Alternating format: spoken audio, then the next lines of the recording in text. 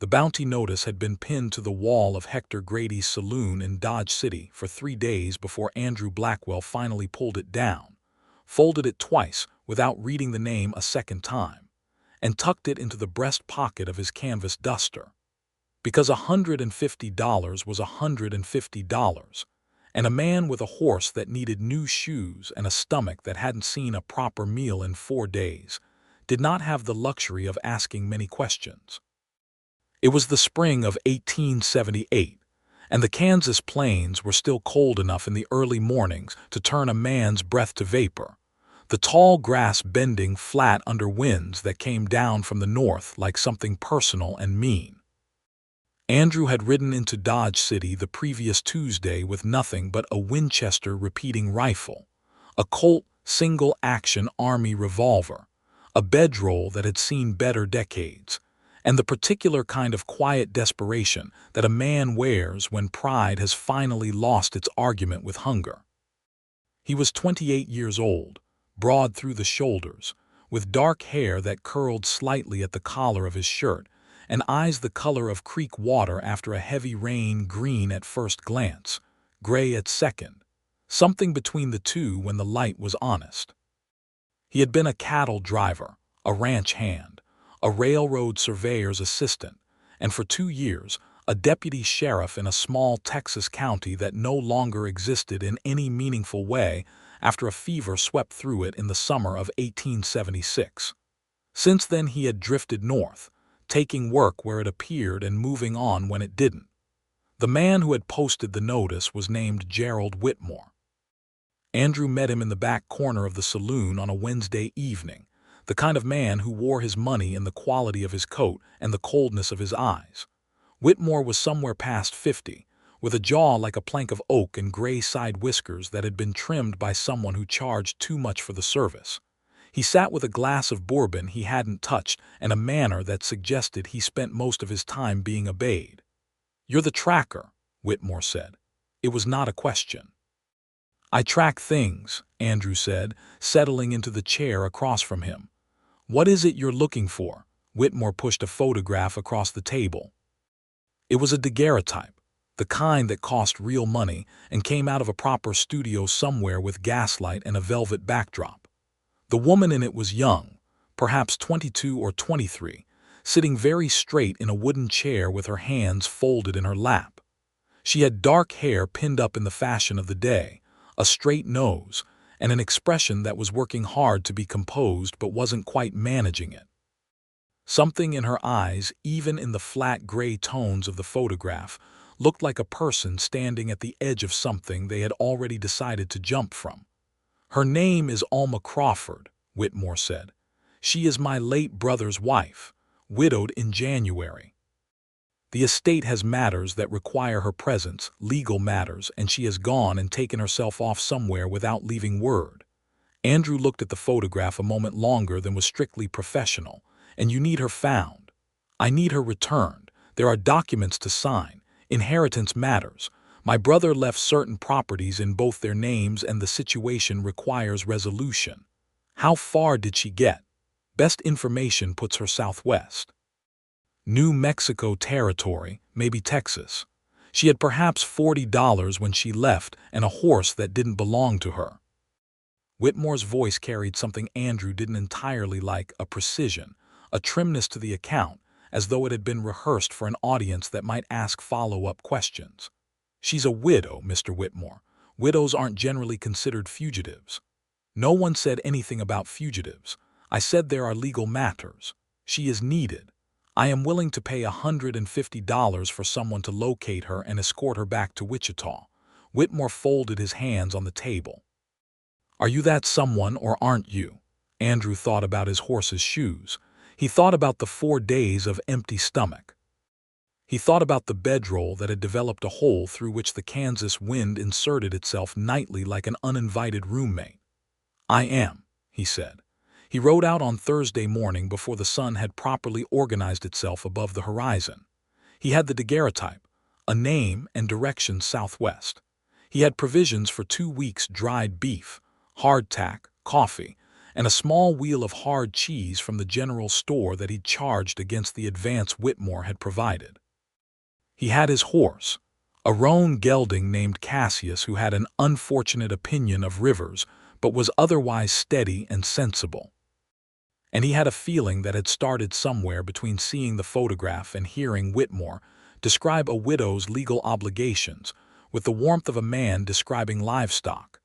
A feeling that he couldn't name precisely, only that it was there, quiet and persistent, like a stone in a boot that you keep meaning to stop and remove. The trail southwest from Dodge City in the spring of 1878 was not a comfortable road. The Santa Fe Trail had been the highway of earlier decades, but the railroad had changed the pattern of movement across the southern plains, and what Andrew followed was less a road than a general intention wagon ruts that deepened and faded, creek crossings that had no bridges, the occasional distant smear of chimney smoke that meant a homestead or a way station. He made good time the first 2 days, camping in the open under skies so crowded with stars they looked structural, something you could lean against if you needed to. On the 3rd day, he picked up a lead in a tiny settlement called Pryor's Crossing, 24 structures arranged around a well and a trading post, where a storekeeper with a red beard and a thorough distrust of everyone who wasn't already his customer told him, after Andrew had spent $2 on tobacco he didn't need, that yes, a young dark-haired woman riding a gray horse had come through about 10 days past. She had traded a silver hairpin for a bag of cornmeal and a box of matches and asked about the road to Las Vegas in New Mexico territory. Las Vegas, New Mexico. Andrew noted it and moved on. He followed her trail through 3 more settlements over the next week, each one telling him a little more. She had been careful but not invisible. People remembered her because she was young and clearly traveling alone, which in 1878 in the Southwest was either brave or desperate or both, and the people Andrew spoke to seemed to have formed opinions equally split between admiration and concern. She had told someone at a way station near the Cimarron River that she was going to meet a sister. She had told someone else at a ranch near the New Mexico border that she was looking for work as a school teacher. Andrew didn't know which story, if either, was true, but he noticed that she changed them, which meant she was thinking about being followed. That thought lodged in him somewhere between Cassius's steady hoofbeats and the wide open sky of the territory. A woman who changed her story was a woman who knew someone might come after her. He crossed into New Mexico territory on a Tuesday afternoon in late April, the Sangre de Cristo Mountains appearing on the horizon like something painted there by someone who hadn't bothered to make it believable. The land changed character here, becoming more dramatic and less forgiving, red-brown earth and juniper scrub, and the occasional ponderosa pine standing up straight and alone like it was the last honest thing left standing in the landscape. Andrew found Las Vegas the New Mexico one, a rough and lively town that had grown up along the Santa Fe Railroad, and began asking his quiet questions. It took him 2 days in Las Vegas to determine that Alma Crawford had been there, had stayed 3 nights at a boarding house on the north end of town, run by a woman named Mrs. Elena Reyes, had done some mending work to pay for her room, and had then continued west along the old road toward Santa Fe. Mrs. Reyes, who was a compact and formidable woman with silver-streaked black hair and no particular interest in being helpful to strangers, nevertheless told him this much after studying his face for a long moment from behind her front door. She was a good girl, Mrs. Reyes said.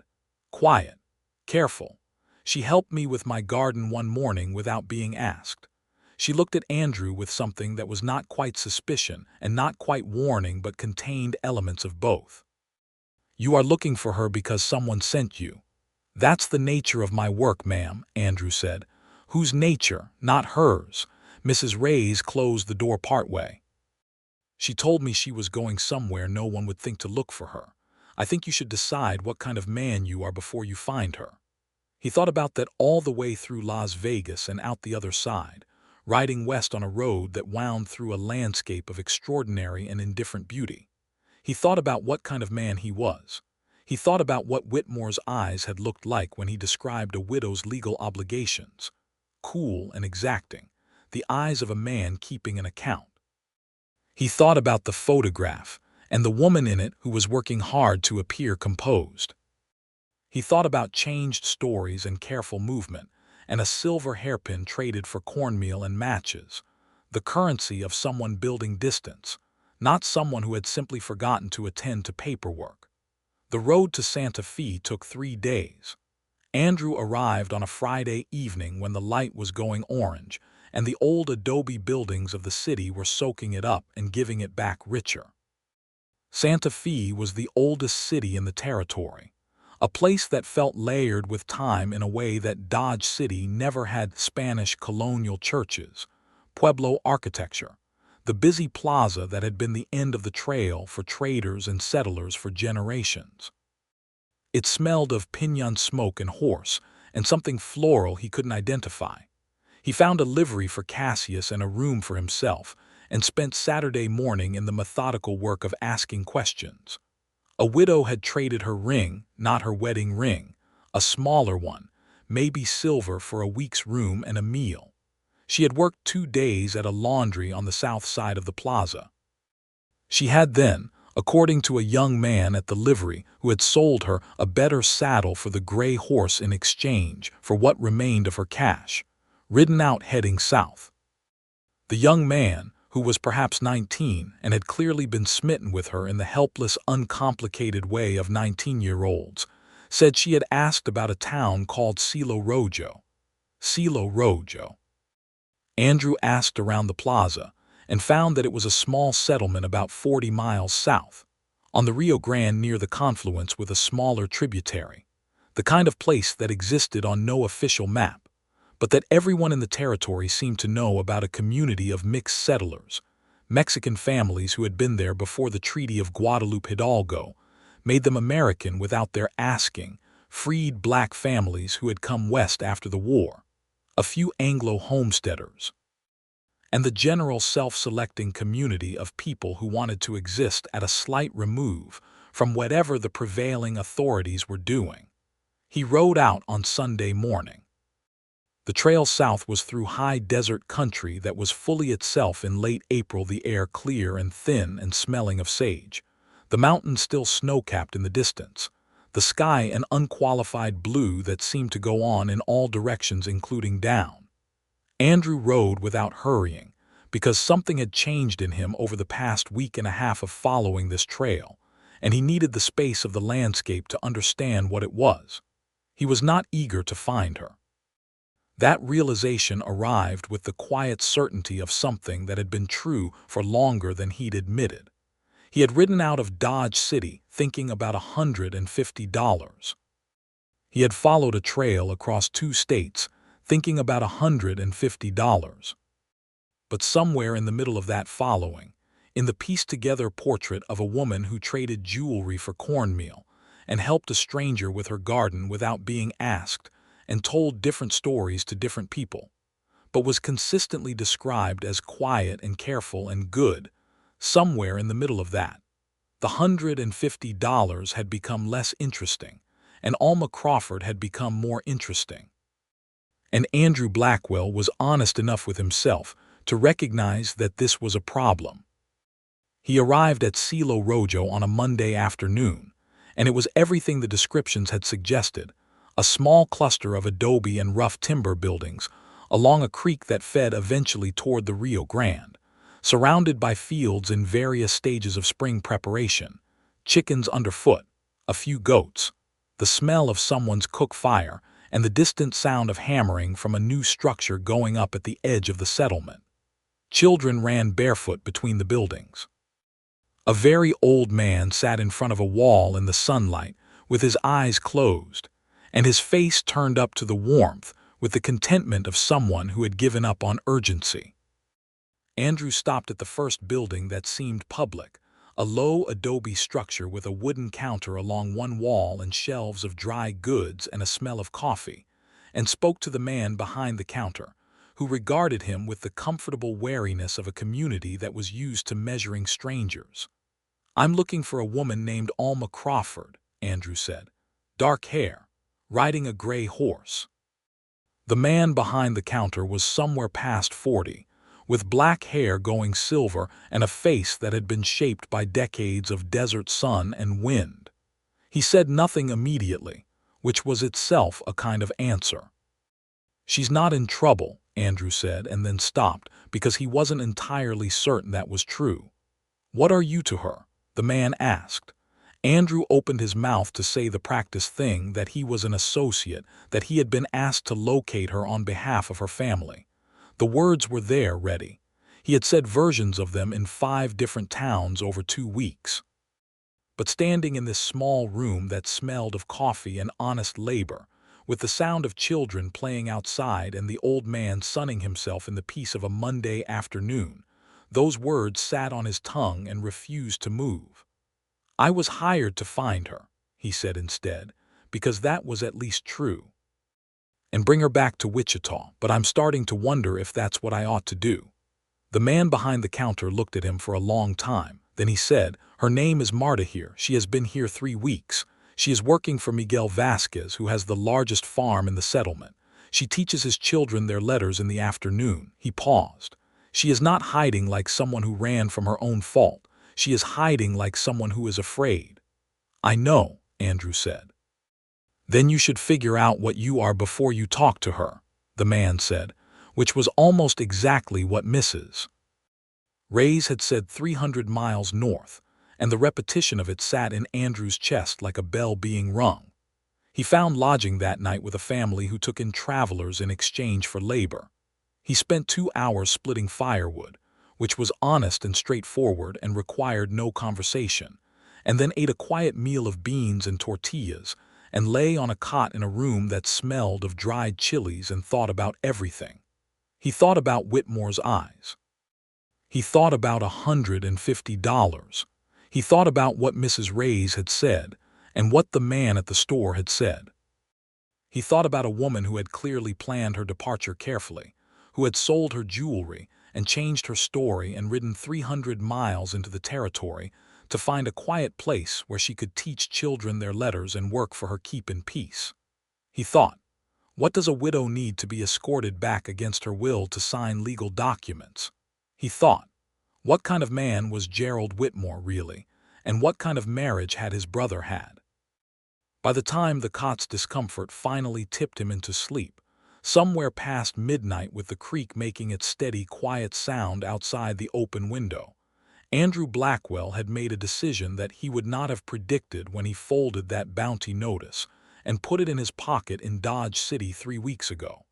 He saw her the next morning. He had not planned to approach her directly. He was still working out what he wanted to say, but the settlement was small enough that coincidence operated as efficiently as intention. He was leading Cassius to the creek for water just after sunrise, and she was there already, standing at the bank with a wooden bucket, her back to him, and the gray horse cropping grass nearby in the self-sufficient way of horses who have made their peace with their circumstances. She heard him, of course. There was nothing subtle about a roan gelding picking its way over creek stones, and she turned before he reached the water, and the moment their eyes met, Andrew understood something that photographs, even excellent ones, had not prepared him for. Alma Crawford had the kind of face that the daguerreotype had described only in the way that a map describes a place you have never been accurately, but without the thing itself. The photograph had shown dark hair and a straight nose, and an expression working hard to be composed. It had not shown the particular quality of her dark eyes, which were the deep brown of creek water over dark stones, and which assessed him in the first second with a clarity that was startling, and then, in the next second, shifted to something else entirely: recognition, fear, and something that sat between resignation and defiance, all 3 of them arriving on her face at nearly the same moment.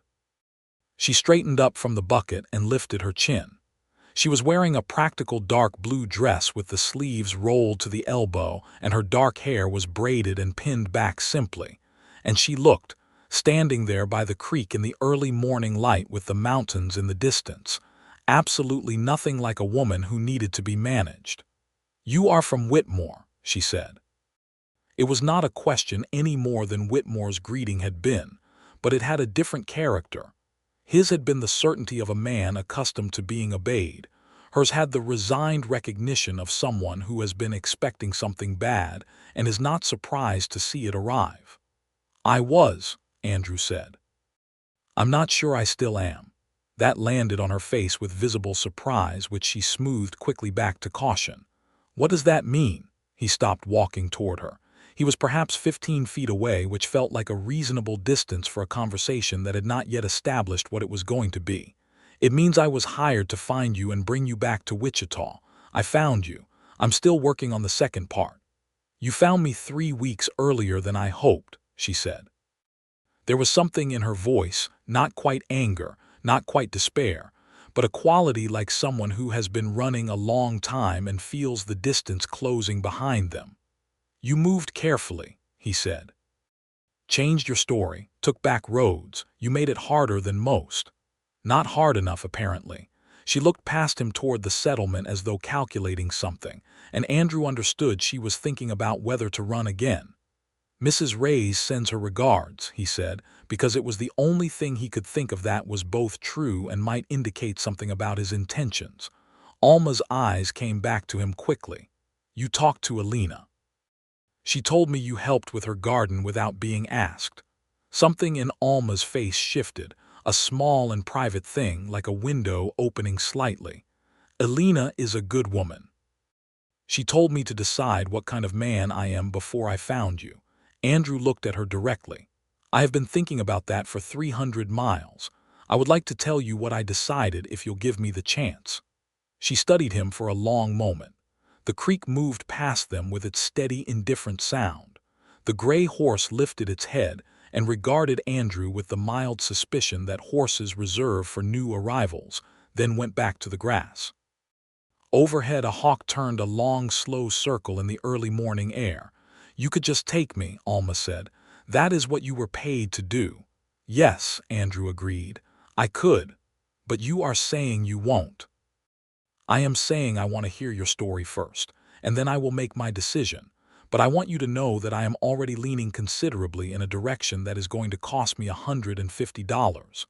For the first time, something that was not fear and not calculation moved across her face, a flicker, quick and surprised, almost unwilling. "That is a great deal of money," she said. "It is," he agreed. "Tell me why I should give it up." She did not tell him immediately. She picked up the bucket from the creek bank and walked past him toward the settlement. Not running, just walking with the purposeful stride of someone who has things to do. And after a moment he followed her, because it seemed to be an invitation, albeit an indirect one. She led him to the edge of the fields where Miguel Vasquez's farmhouse stood, and she set down the bucket and turned to face him in the early light, and she told him. Her name was Alma Crawford, née Alma Holt, born in Missouri in 1855, which made her 23 years old.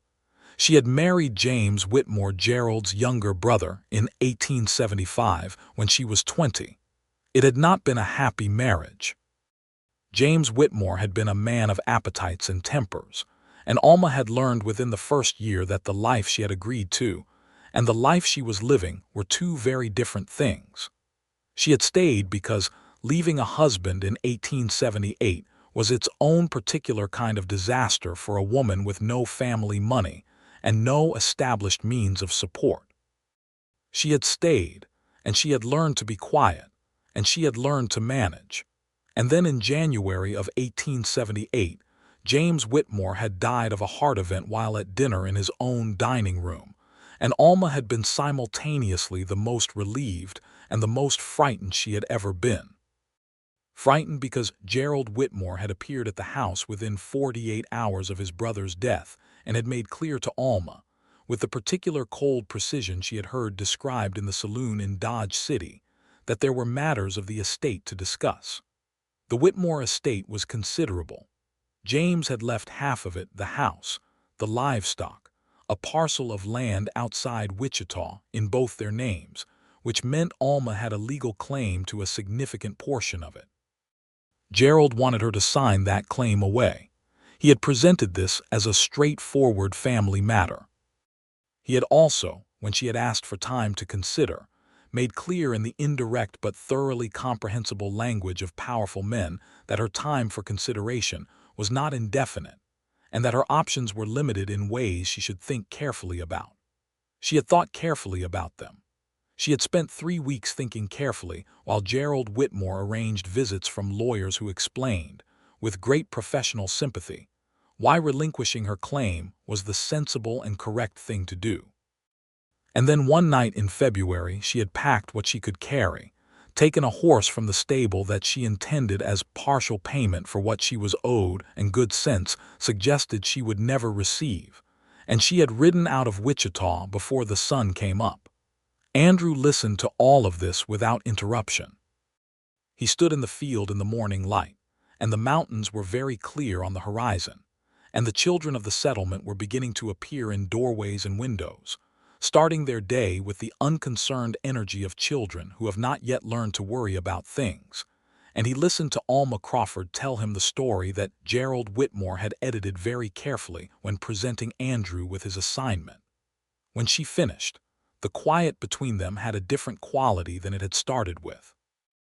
It had gone from the silence of two strangers in a tense situation to something more like the silence of two people who have arrived at the same understanding from different directions.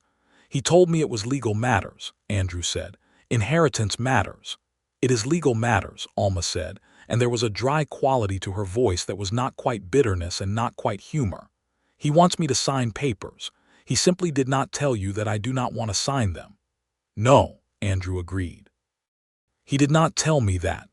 And now that you know," she said, and her voice had gone careful again, guarded, the question in it not quite asked aloud. Andrew looked at her. He looked at the mountains. He thought about $150 and Cassius's shoes, and the bedroll with the hole in it, and the 4 days of empty stomach that had started all of this.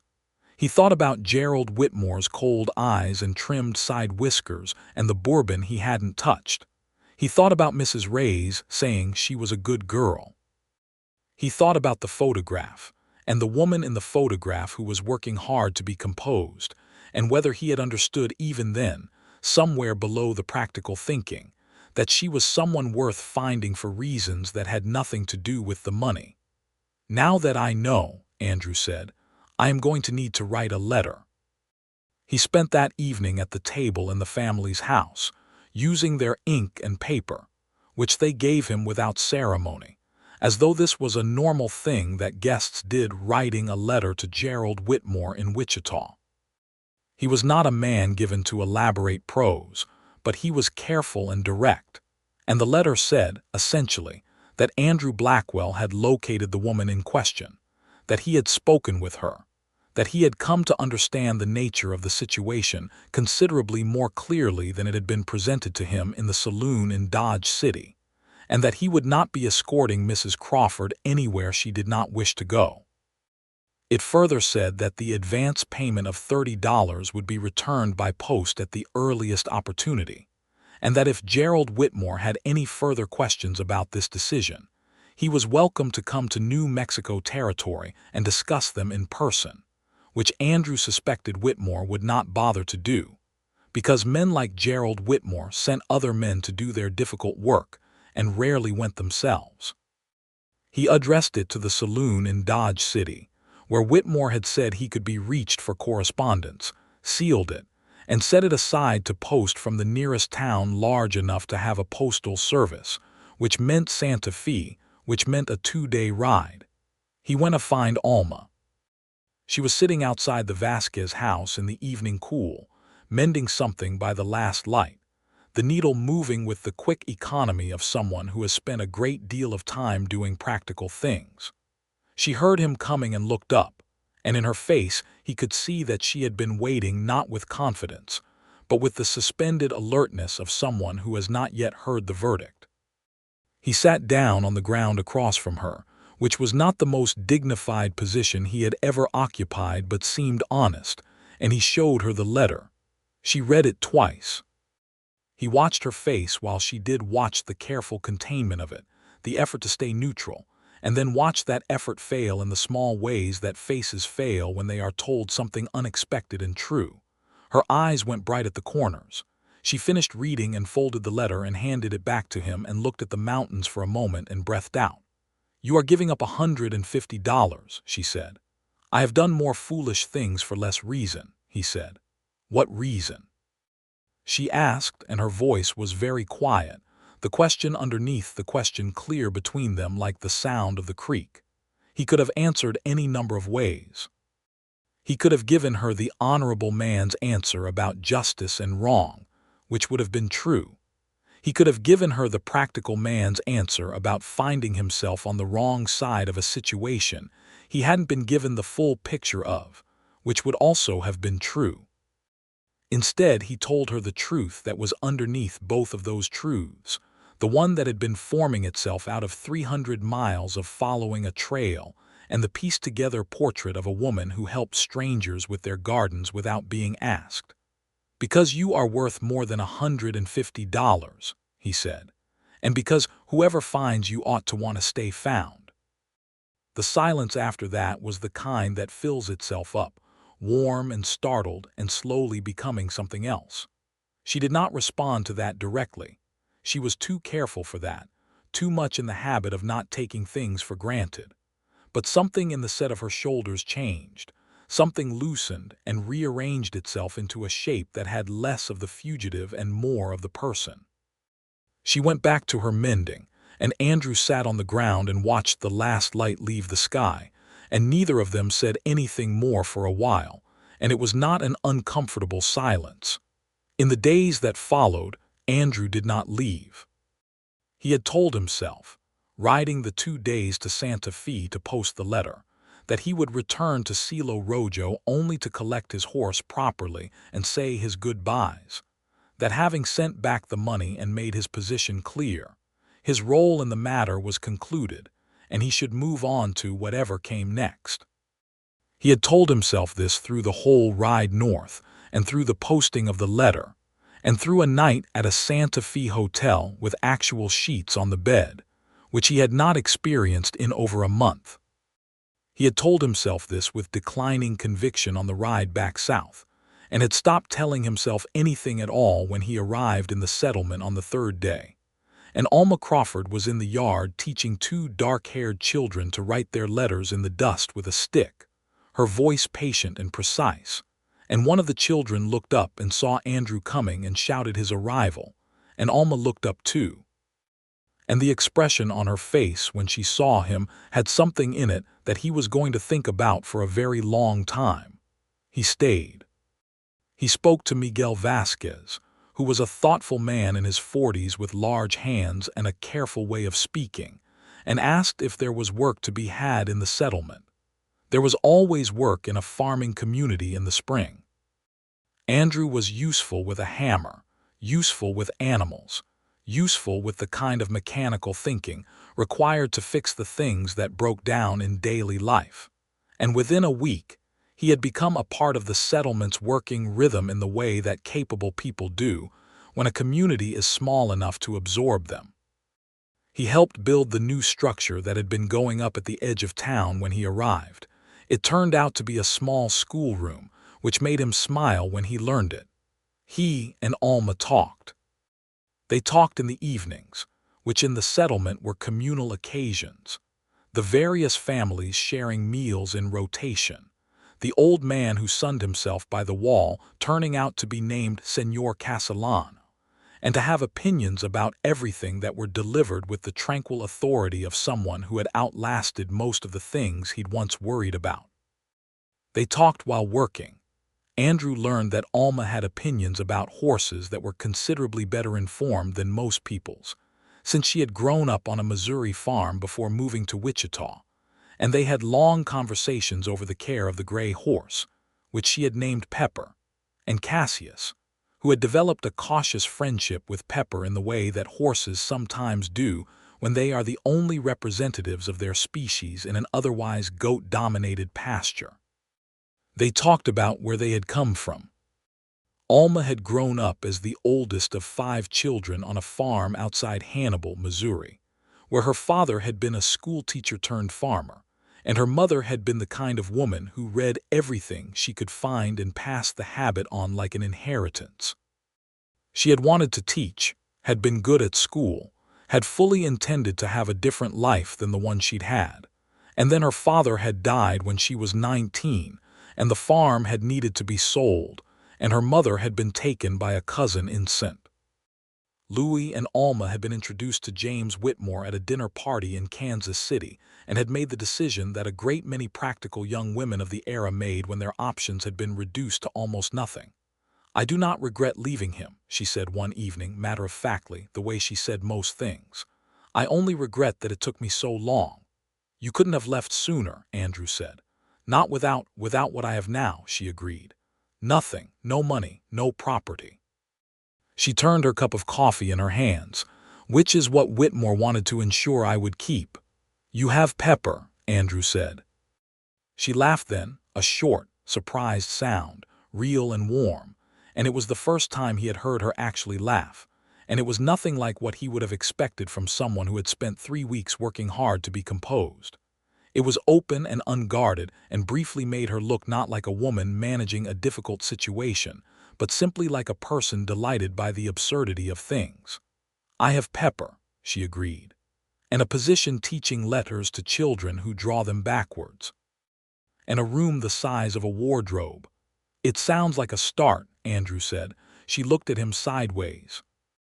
The firelight did interesting things to her expression in these moments. The careful management fell away in pieces, like paint weathering off a fence, and what was underneath it was more interesting, more complicated, more alive. "What is it a start to?" she asked, and there was the question underneath the question again, and this time she asked it more directly. Andrew looked at the fire. He was not a man who spoke easily about the things he wanted. He had learned a version of self-containment that was different from hers but had the same root cause, the general education provided by a life that had not consistently been kind. But she had asked him a direct question, and she deserved a direct answer.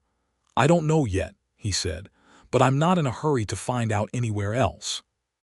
They rode out together on a Saturday about 2 weeks after Andrew had returned from Santa Fe, not going anywhere in particular, just north along the river, because Pepper and Cassius were both creatures who needed exercise beyond the pasture, and because the weather had turned properly warm, and the country along the Rio Grande in late spring was beautiful in a way that felt almost aggressive.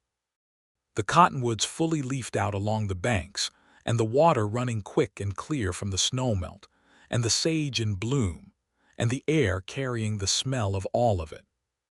It was the first time they had been fully alone together, without the settlement's comfortable density of human activity around them, and the difference was felt by both of them without either mentioning it. They rode side by side at an easy walk, Pepper and Cassius having achieved the comfortable proximity of animals who have sorted out their relationship, and they talked about nothing important for a long time. The mountains, the weather, a hawk they kept seeing that Alma thought was following them, and Andrew thought was simply a hawk going about its business, a fundamental interpretive disagreement that became a running joke for the rest of the afternoon. They stopped to water the horses at a wide flat bend in the river where the bank was sandy, and the cottonwoods made a shade, and the water ran shallow over gravel with a pleasant sound. Alma dismounted without waiting for help and walked to the water's edge and stood there looking out at the mountains, and Andrew stood beside her at a distance that was close enough to be something and far enough to be nothing yet. "Can I ask you something?" Alma said, not turning to look at him. "Yes." "Why did you become a tracker, a man who brings people back for money?" Andrew thought about it. "I was a deputy sheriff for 2 years. It was similar work, more legitimate. And before that, cattle, rail. Odd work. I was not a man with a plan for most of my life." She turned to look at him. "And now," He met her eyes, and the thing that had been building quietly between them for 2 weeks was present in that gaze without either of them having to say so present and patient and real. "Now I am a man reconsidering his priorities," he said. She turned back to the river. A long silence passed, not empty but full, the kind that holds the shape of something about to happen. Then she said very quietly, "I have not trusted a man in a long time. I am not sure I remember how." "That is a reasonable thing to not remember," Andrew said, "given the education." "I am trying to remember anyway," she said. "I want you to know that." He was standing close enough to have taken her hand if he had reached for it, and he wanted to, but there was something about the particular quality of what she had just said, the effort in it, the deliberate courage of it, that meant the right response was not to immediately press forward but to receive it with equal honesty. "I know," he said. "I am not going anywhere." She looked at him then, fully, and he looked back, and the mountains were behind her, and the river was in front of them, and the cottonwoods made their gentle sound in the afternoon breeze, and it was one of those moments that are too full to be described except by their absence when they are over. She reached out and took his hand. It was a brief thing, her fingers in his for perhaps 10 seconds, a light steady grip, and then she released it and turned back to the horses because Pepper had decided to walk upstream and had to be retrieved before she got ideas. But the 10 seconds of it stayed with Andrew through the whole ride back to the settlement, through the evening meal, through the night, steady and warm and significant in the way that small true things often are more significant than large complicated ones. The following weeks had the quality of something becoming. The settlement of Silo Rojo continued its daily life around them, the fields greening up, the schoolroom finished and dedicated in a small ceremony that involved most of the settlement and a great deal of food, and a song that Señor Castellano sang in a voice that was surprisingly strong for a man of his age. And within that daily life, Andrew and Alma built something together in the natural, gradual way of people who are spending real time in each other's company. They worked alongside each other and talked alongside each other and found, in the course of finding, that their minds operated on some fundamentally similar frequency beneath the differences of experience and temperament. Both of them precise thinkers, both of them more given to action than complaint, both of them possessed of a dry humor that emerged in private and a tendency toward directness that had gotten both of them into difficulties at various points in their lives. He learned that she could name every wildflower they passed on rides and had the habit of pressing specimens in books. He learned that she had her mother's reading habit and had somehow, despite months of travel with minimal luggage, arrived in Silo Rojo with 3 books wrapped in her bedroll. He learned that she woke before dawn and sat outside in the quiet, and that the only time she was not watchful was in those early morning minutes, which was when she looked most like herself. She learned that he could fix almost anything mechanical given sufficient time and stubbornness. She learned that he read slowly but thoroughly, and that once he had read something he did not forget it. She learned that he had a sister in Colorado, the only surviving member of his immediate family, their parents both gone to fever and hard winters, and that he had not written to her in 2 years and felt the guilt of that in the particular way of people who are better at action than correspondence. "Write to her," Alma said simply when he told her this. "I will," he said, and he did that same evening. One evening toward the end of May, they were sitting outside after supper, the settlement quieting around them, the sky doing its nightly performance of extraordinary color, and Alma said, not quite casually but in the manner she had of approaching important things sideways, "What do you think Whitmore will do?" Andrew had been thinking about this too, periodically, the practical problem that sat underneath the warmer developments. "He will try again," he said honestly. "He's a man who does not give up easily on things he considers his. I am not his. No, you are not." Andrew watched the sky. "But he thinks he has a legal claim on the estate that requires your signature, and men like that do not simply stop because the first person they hired made a different choice." Alma was quiet for a moment. "What would you do if he sent someone else?" Then we would deal with it. He said it simply, the we natural and unremarkable, as though it had been part of his vocabulary for longer than 5 weeks. She heard the we. He knew she heard it because she went still for a moment in the particular way she did when something had reached her, and then she turned to look at him fully. "Andrew," she said. It was the first time she had used his first name without it being part of a sentence about something practical, and the way she said it was different from every previous use of it. "Yes," he said. "I want to stay here," she said. "Not forever necessarily, but for now. I want to build something here, teach in the school, have a life that is mine." She paused.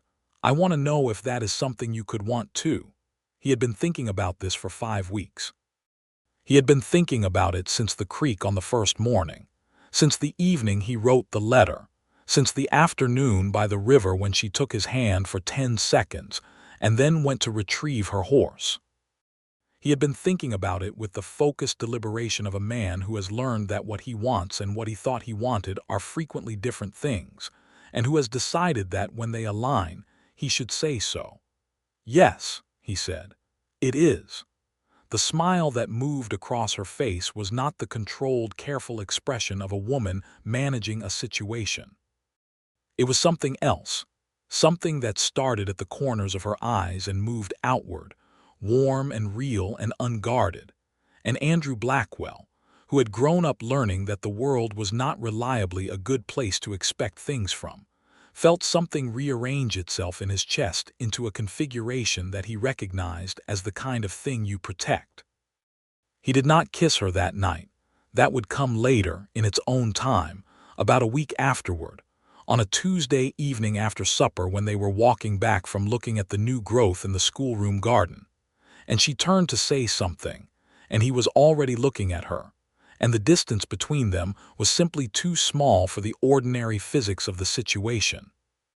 And it was quiet and unhurried, and she put her hand on his chest, and he kept his hands careful, and the evening was full of piñon smoke and the smell of growing things. And when it was done, they stood looking at each other with the rueful, stunned expression of people who have just confirmed something that they had both suspected for some time. "Oh," Alma said. "Yes," Andrew agreed. She laughed and he laughed, and the night was very clear and the stars were the same stars they had always been, and everything was different. In June, a man came to Silo Rojo. He arrived on a Thursday afternoon, riding a bay horse and wearing a suit that was too heavy for the weather, and looking around the settlement with the bright, calculating eyes of a man who has been given a job and intends to complete it.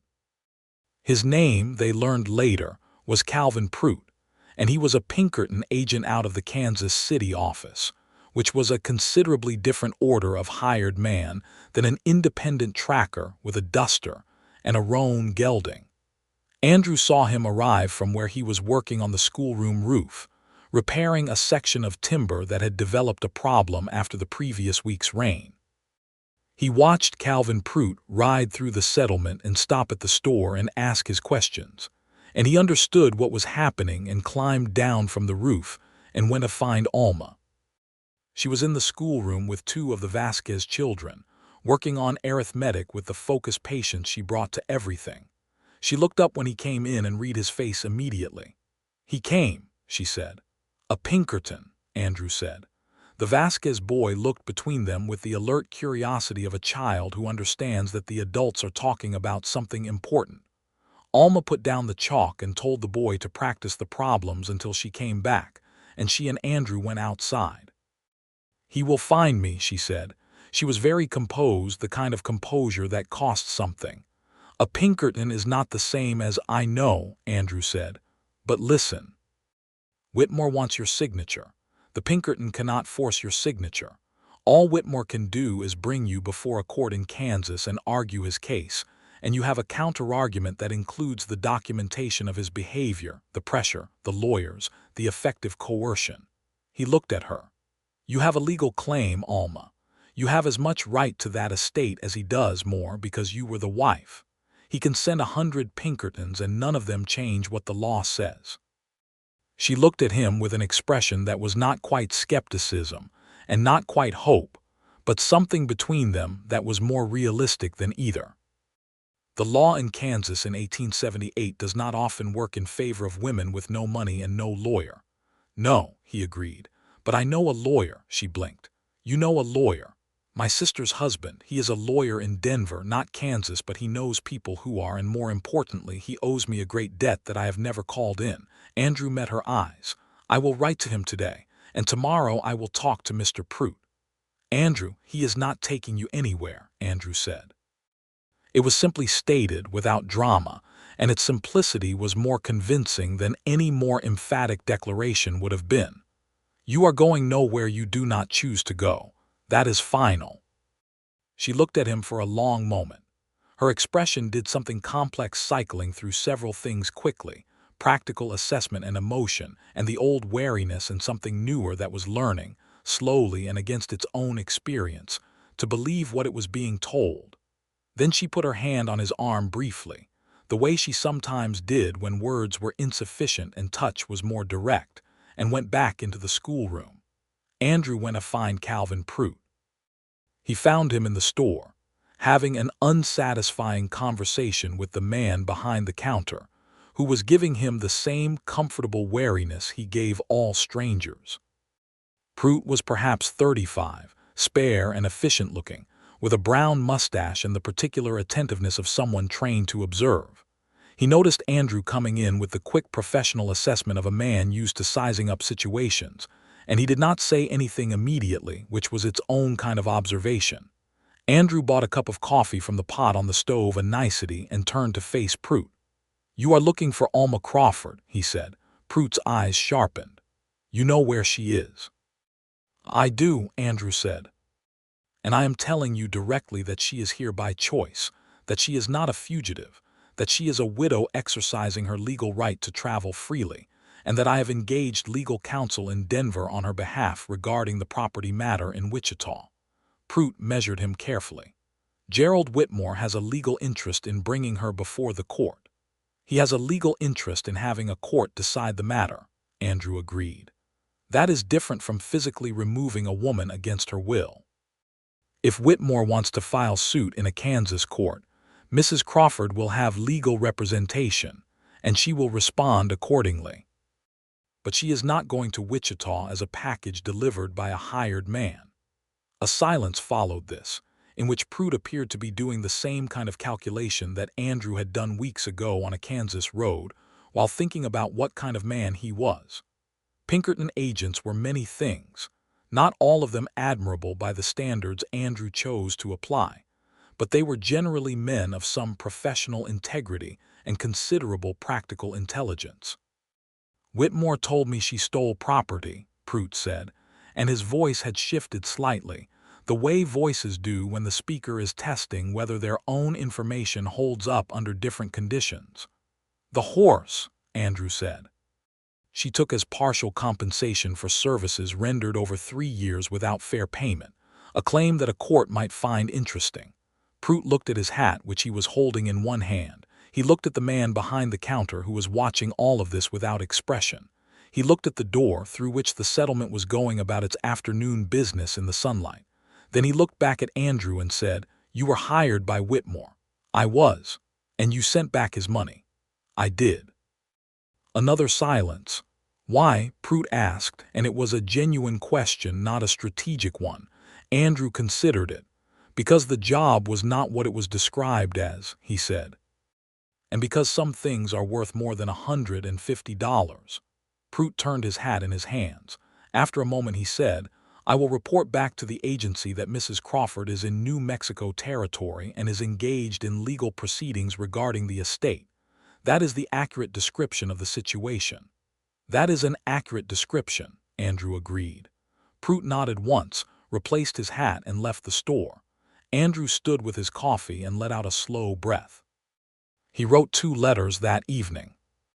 One to his sister's husband, Thomas Aldridge, attorney at law in Denver, explaining the situation in full and calling in the favor that had been owed since 1874, when Andrew had gotten Thomas out of a complicated situation in the Texas Panhandle that neither of them ever discussed in detail. The other to Gerald Whitmore himself, formal and direct, informing him that Alma Crawford was represented by legal counsel, and that any further action on his part regarding the property should be conducted through the appropriate legal channels rather than through hired intermediaries. He rode to Santa Fe the next week to post them, taking Alma with him, because she had never been to Santa Fe properly, and because he wanted her company on the road, and because the matter of the letters was hers as much as his, and she should see them posted with her own eyes. Santa Fe was its own experience for someone encountering it for the first time as a person rather than a fugitive. Alma walked through the plaza with her eyes wide and interested, taking in the old palace of the governors and the market stalls and the extraordinary variety of people, Spanish, Mexican, Pueblo, Anglo, African American, the full complex human mixture of a place that had been a crossroads for centuries and intended to keep being one. She bought a book from a stall, a collection of poems with a coin she had earned mending, and held it like it was a considerable possession, which for her it was. They posted the letters at the main postal office, and Alma held the envelope addressed to Thomas Aldridge for a moment before she put it through the slot, feeling its weight. "What if it doesn't work?" she asked. "Then we try the next thing," Andrew said. "But it will work. Thomas is a very good lawyer and your case is legitimate. And if Whitmore files his suit regardless, then we go to Kansas when we are called and we stand before the court and we tell the truth, and the truth is in your favor." He looked at her in the afternoon sun of the plaza, this woman who had ridden 300 miles alone and traded her jewelry for provisions and remade herself in a settlement in the territory, and felt a certainty about her that was different in quality from any certainty he had felt before. "I will be there with you." She looked up at him, the book of poems in her hands, the plaza busy around them, the afternoon light of Santa Fe falling warm and golden on everything. "You keep saying that," she said, "because I keep meaning it." She reached up and straightened the collar of his shirt, which was a domestic, presumptuous, beautiful gesture, and then she took his arm and they walked back through the plaza toward the livery where Pepper and Cassius were waiting, and the day was very good. They received a reply from Thomas Aldridge 6 weeks later. It was a measured and carefully professional letter that nevertheless communicated considerable energy. Thomas, by Andrew's description, was a man who loved an interesting case, and the combination of a widow with a legitimate claim, an overbearing brother-in-law, a questionable history of coercion, and the general drama of the frontier circumstances apparently qualified as interesting in ways that delighted him. He had already made contact with an associate in Wichita, a lawyer named Peters, who was prepared to represent Alma's interests. He had also, Thomas noted with quiet satisfaction, found 3 precedents in Kansas territorial law that supported Alma's claim to the jointly held property, and had preliminary reason to believe that Peters could make a compelling case. Alma read this letter at the kitchen table of the Vasquez house, while Miguel and his wife Maria sat across from her with the polite and invested attention of people who have become genuinely concerned with another person's welfare. When she finished, she put the letter down and pressed her hands flat on the table and said nothing for a moment, and her face was doing all the things it did when it was working to contain more than it comfortably held. Maria reached across the table and put her hand over Alma's, and Alma looked up and the containment gave slightly, and she let out a breath that sounded like it had been held for longer than the duration of the letter. "It is going to be all right," Maria said. "I think it might be," Alma said, and looked toward the door where Andrew was standing, and the look between them was the kind that closes distances. The legal proceedings took time, as legal proceedings do. Letters going back and forth between Silo Rojo and Santa Fe and Denver, and Wichita over the summer and into the fall, Thomas and Peters building a case, Whitmore's lawyers responding, the machinery of the territorial legal system moving at its own deliberate pace. Alma wrote detailed accounts of her experience and the circumstances of James Whitmore's death and Gerald's subsequent behavior, which Peters incorporated into the legal filings. Andrew wrote a statement of his own account of being hired, and what he had been told versus what he had subsequently learned, which Thomas said added useful corroborating texture. Life in Silo Rojo continued through all of this with the satisfying normalcy of a place that existed primarily outside the orbit of larger concerns. The schoolroom was Alma's by that point. She had taken it fully on, teaching all the settlement's children in the mornings and some of the adults who wanted their letters in the evenings. And she was good at it in the way of people who are doing the thing they were meant to do, patient and inventive, and unable to conceal the genuine pleasure she took in watching understanding arrive on a student's face. The settlement regarded her with the warm proprietariness of communities that have adopted someone they approve of. Andrew had by then established himself as the settlement's general problem solver, a role that required equal parts carpentry, animal husbandry, mechanical aptitude, and the kind of steady temper that made people feel that whatever was broken could and would be fixed. Miguel Vasquez paid him fairly and treated him like a colleague rather than a hand, which Andrew valued considerably. He had written again to his sister in Colorado. Her name was Clara, and she wrote back with the voluble relief of someone who had been worried, and had described his situation, and, carefully, Alma and Clara's response had included a postscript in slightly larger letters that said she was very glad he had found somewhere worth staying.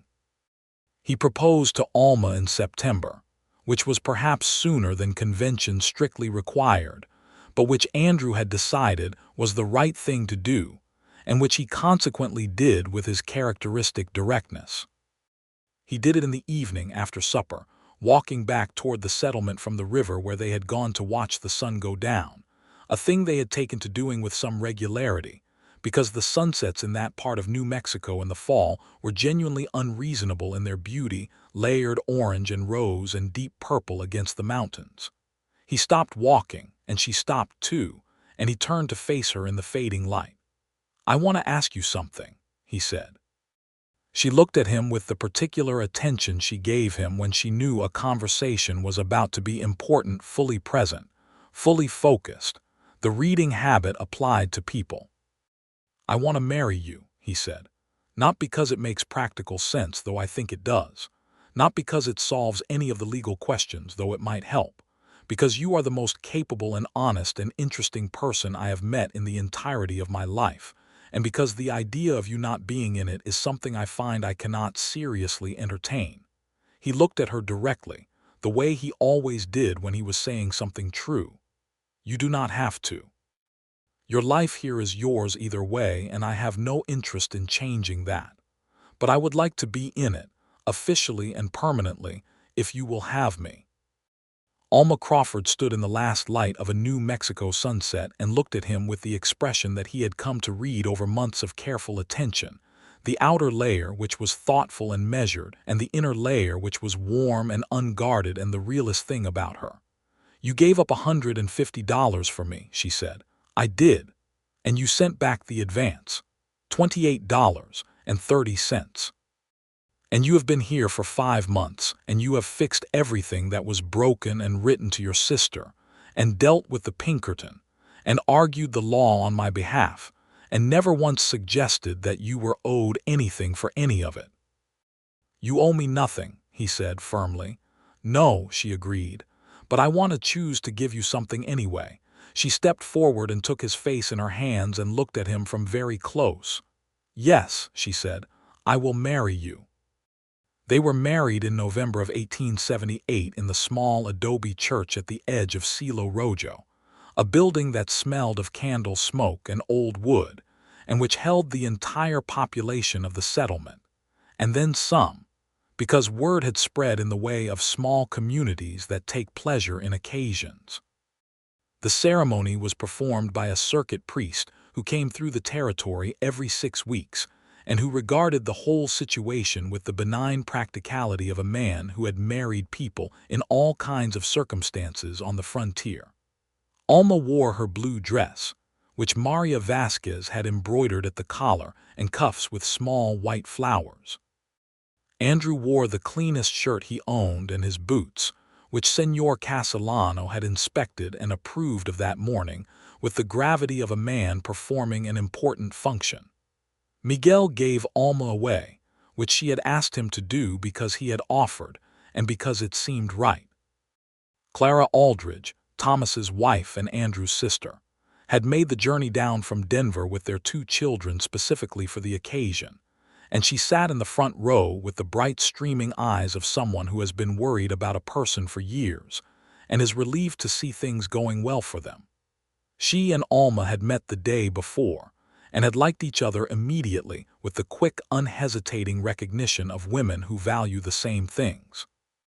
Thomas was there too, which gave the occasion the additional pleasure of meeting the man in person who had been the lawyer at the end of Andrew's letters for 4 months. He was a tall man with a precise manner that Andrew apparently shared to some degree, and he brought with him an update on the proceedings in Wichita. Peters had filed the full case, Gerald Whitmore's lawyers had responded, and there was every indication that the matter would be resolved in Alma's favor within the next few months. The ceremony was short and the celebration was long, as proper celebrations ought to be. Señor Castellano sang again, and this time the children danced. Maria made a cake from ingredients that represented a significant investment of the settlement's resources, and which was consequently the best cake Andrew had ever eaten. Someone produced a fiddle and a guitar, and the evening turned into something that had less to do with the specific occasion and more to do with the general human need to mark the good things when they come. Alma danced with Andrew in the firelight, which she had not done before and which turned out to suit her. She moved well, with the natural ease of a woman who had been self-conscious for years and was learning to stop, and Andrew held her with the careful steadiness of someone who understands that some things must not be gripped too hard. They danced through 3 songs and then stood at the edge of the light holding each other's hands and watching the rest of the settlement dance. And the night was very cold and very clear and full of stars, and Andrew thought, This is the thing. In January of 1879, they received word from Thomas and Peters that the case had been settled. A Kansas court had reviewed the evidence and determined that Alma Crawford Blackwell, as she was now formally, had a legitimate and enforceable claim to the jointly held property in Wichita, and that Gerald Whitmore's attempts to obtain her signature under duress represented a material failing of fiduciary responsibility. Gerald Whitmore had, after some considerable resistance, agreed to a settlement that provided Alma with her portion of the estate in the form of a cash payment. Not the house, not the land, but a sum that represented a fair value for her share, negotiated by Peters with the particular tenacity of a man who had read Thomas's research and found 3 additional supporting precedents. The letter arrived on a cold morning in January, and Alma read it at the table in the house that was now theirs, a small adobe structure on the edge of the settlement that had been standing empty, and that Andrew had spent 2 months of evenings repairing and making habitable, with considerable assistance from Miguel and 3 other men from the settlement who appeared at odd moments with tools and opinions. She read it and then read it again and then put it down on the table. "It is over," she said. Andrew, who was at the stove, put down the coffee pot and came to the table and picked up the letter and read it for himself. Then he set it down and looked at his wife across the table in the morning light, this woman who had ridden 300 miles alone and rebuilt herself in the territory, and trusted him with the slow and careful courage of someone learning to trust again after having learned not to, and he said the only thing there was to say. "It is over," he agreed. The money, when it arrived several weeks later via the Santa Fe banking office that Peters had arranged, was a sum that had more zeros in it than either of them had been used to seeing associated with their names. It was not a fortune by the standards of wealthy men, but by the standards of a schoolteacher and a repairman in a small New Mexico settlement. It was a foundation. They talked about what to do with it for several evenings, which was one of the better conversations Andrew could remember having, both of them practical, both of them with clear ideas and the willingness to say so, both of them arriving at agreements that felt less like compromise and more like the natural result of two people who wanted the same general things expressing them to each other. They bought the land the settlement sat on, or rather the 40 acres adjacent to it that had been in some question regarding ownership, doing so with the help of Thomas, who navigated the territorial land records with professional efficiency, and the result being that the Silo Rojo community had clear legal standing that had previously been uncertain, which Miguel described as the best possible use of any money he had ever heard of. They built a proper school, not just the repaired building, but a new structure, with glass windows and sufficient space for the settlement's children and more, because the community was growing and the next settlement east had been trying to start a school for 2 years without success, and Alma was already talking about a circuit of her own, 3 days in Silo Rojo and 2 days east. They kept Pepper and Cassius, who had become settled companions in the way of animals who have lived together through enough seasons, and they added 2 new horses for the practical reason that circuit teaching required reliable transport. Clara came south to visit in the spring of 1879, without Thomas this time, just herself and the children, and she and Alma spent long evenings talking in the way that women become friends, wide-ranging and honest, and Andrew sat with them sometimes and was content in the warm domesticity of it, and sometimes went out to check on the horses and stood under the stars and felt the specific satisfaction of a man who has arrived somewhere he did not know he was going and found it was exactly right. In the summer of 1879, Alma told him she was expecting their first child. She told him in the morning, before the settlement had fully woken, sitting outside in the early quiet that was her particular daily ritual, and he was sitting beside her because he had taken to sitting with her in the mornings, both of them with coffee, both of them watching the light change on the mountains. She said it simply and directly, as she said most things, and then turned to look at him with the expression that was the warmest version of her, the unguarded one. He put his arm around her, and she leaned into him, and they sat in the morning quiet, and the mountains were pink and gold in the early light, and the settlement was beginning to stir around them, and everything that needed to be said was said by the fact of being there together. Their son was born in February of 1880, in the coldest month of what turned out to be a cold winter, with Maria Vasquez in attendance, and Andrew pacing the length of the main room of their house, with the focused anxiety of a man who can fix most things but not this particular thing, and who finds the helplessness of it very difficult. He was named James, not after the dead husband but after Alma's father, the schoolteacher turned farmer from Missouri who had given her the habit of reading and the idea that knowledge was the most portable and durable thing you could carry. He was a healthy boy, dark-haired like his mother and wide-eyed with the general astonishment of new arrival, and he was, in Andrew Blackwell's experienced assessment, the most extraordinary thing he had ever seen. Senor Castellano, who was by now roughly 100 years old by everyone's estimate, and who showed no sign of curtailing his sunning by the wall or his opinions about everything, declared the child excellently made, and sang a brief song about it that Andrew suspected was improvised, which did not reduce its sincerity. Alma recovered quickly, because she had the constitution of someone accustomed to difficulty, and by April she was back in the schoolroom with little James in a cradle near the window, and the students accepted this addition to their educational environment with the equanimity of children for whom the ordinary boundaries between domestic and public life had never been as firm as they were in other kinds of places. Life continued. The territory continued its complex evolution.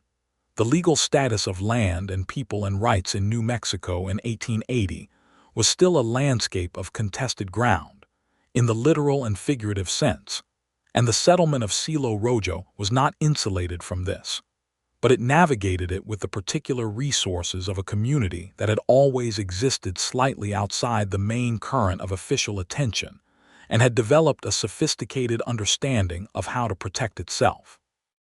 Andrew became, over time, the person the settlement sent to deal with official matters: land registration, tax assessment, the occasional legal complexity, not because he sought authority but because he was useful in those situations, and the community trusted him with it.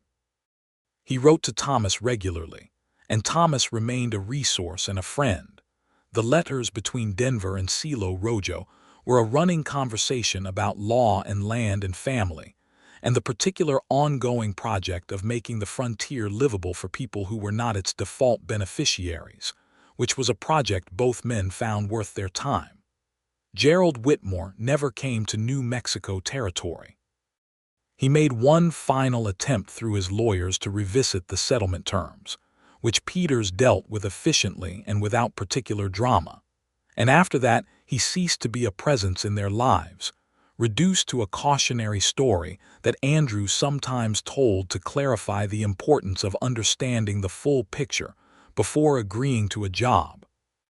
In the fall of 1881, their second child was born, a girl this time, dark-eyed and immediately opinionated, who announced herself at 3 in the morning with the kind of thoroughgoing certainty that suggested she had already formed views. They named her Clara Elena, the first name for Andrew's sister and the second for Mrs.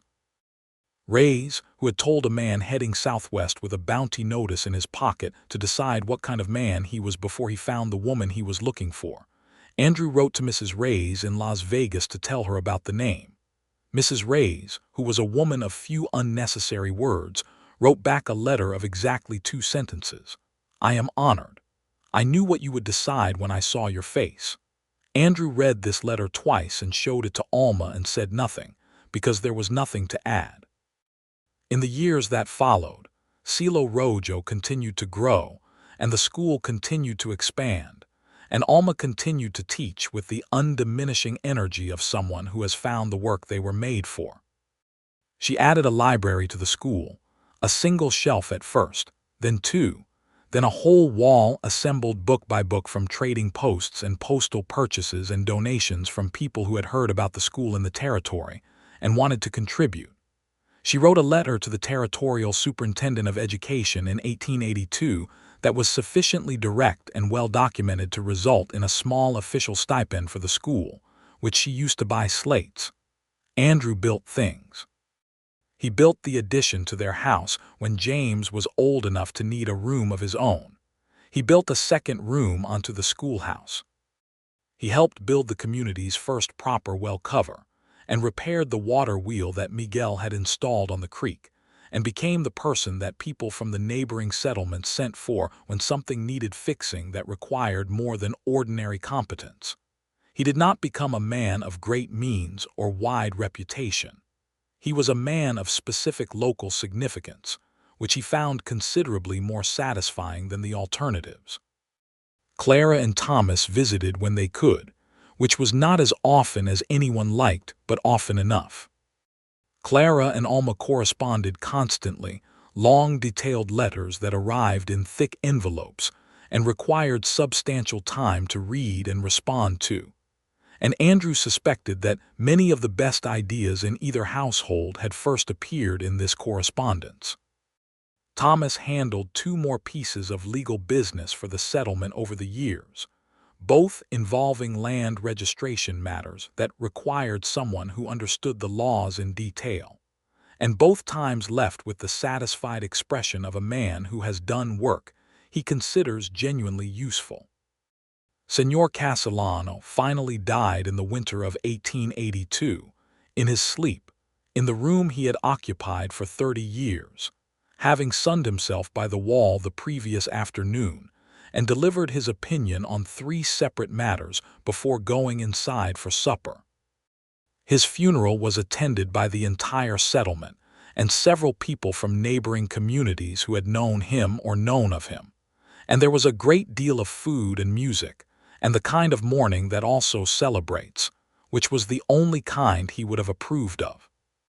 On the evening of their 5th wedding anniversary, in November of 1883, Andrew and Alma sat outside in the cold dark, which they still did because old habits of the good kind tend to persist, wrapped in a blanket against the November air, with little James asleep inside, and Clara Alina also theoretically asleep, but probably looking at her picture book by the window, because she had her mother's reading habit and her father's determination to finish what she'd started.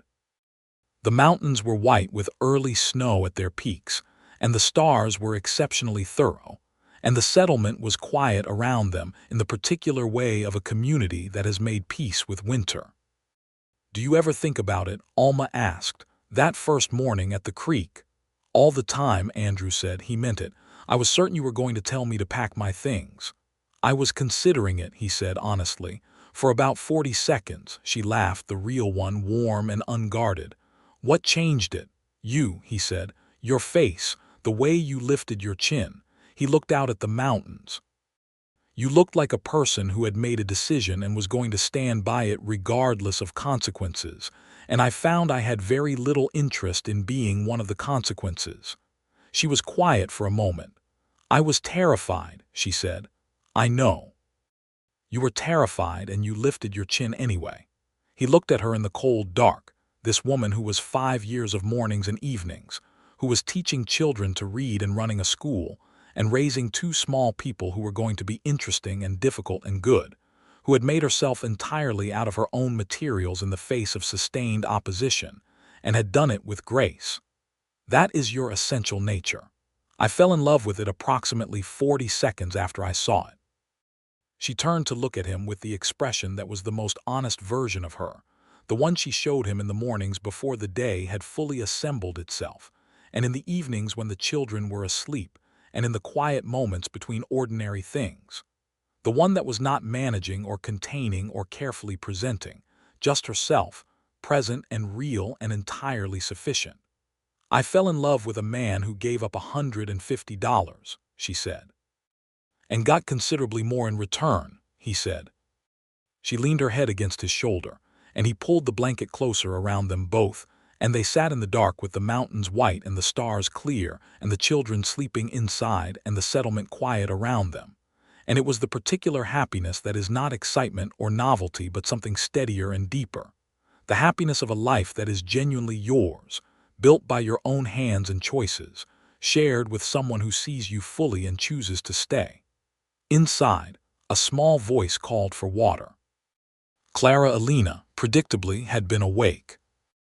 Alma started to rise and Andrew was already up, pressing her back down gently. "I have it," and she let him, smiling, and listened to his footsteps inside and the low murmur of his voice and their daughter's demanding response, and then the settling of quiet again, and thought about Mrs. Ray's letter, all 2 sentences of it. "I knew what you would decide when I saw your face." She had known, too, Alma thought.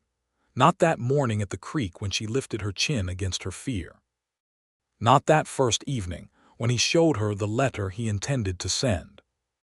But somewhere in the days between, in the patient accumulation of a man who fixed things and wrote to his sister, and sat on the ground to be at eye level with an honest conversation, somewhere in that, she had known. She had just needed the time to let herself believe it. Andrew came back outside and settled beside her, and she took his hand in both of hers, the way she had at the river on that first ride, that brief grip that had lasted 10 seconds and stayed with him for the rest of his life. Except that now she did not let go after 10 seconds. She held on, and the cold night was around them, and the mountains held their snow against the dark, and in the house behind them their children slept in the uncomplicated confidence of small people who know they are safe. The bounty notice had long since been thrown away or lost. $150 had been sent back with a letter, and a man and a woman had built something in the New Mexico territory that was sturdy and warm and theirs, and neither of them would have had it any other way. Down by the creek, Pepper and Cassia stood in the dark pasture in the easy companionship of animals who have sorted out the important questions, and the water ran over its stones with the patient sound of things that continue regardless of the human dramas conducted along their banks, and the stars did what stars do. And the night was very good, and it was enough, and it would keep being enough for all the years that followed, For all the mornings they would watch the light come up on those mountains together. For all the evenings they would sit in the dark with the blanket between them and their shoulders touching, and everything that mattered sleeping safe inside their walls. It was, in the final accounting, considerably better than $150. It was, in truth, the best investment Andrew Blackwell had ever made, the one where he had looked at a job that told him one story and a woman who told him a truer one, and had chosen the truer one, and sent back the money and stayed.